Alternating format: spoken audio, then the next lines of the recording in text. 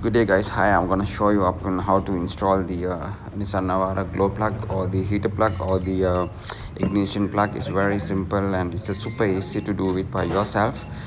Just get the heater plug and then take it off, because unfortunately I don't have a video that I have done while I'm removing it. All what you need to have is 12mm deep box spanner and then 10mm shifter. Remove the top 10mm bolt, take it off and then remove the connecting bar and then unscrew the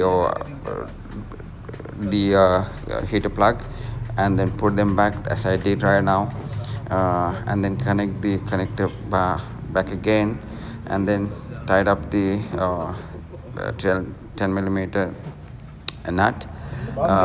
Once you fix all four, so that is onto the second plug you have to connect the wire that get the power in it, and that's all. In while doing this you don't need to do scanning or nothing, because it's straightforward replacement of the glow plug.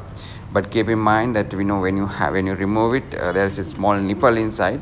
If you replace in the reconditioned one, you need to sharpen them by having sandpaper or something and then insert it. That's all. Thank you guys.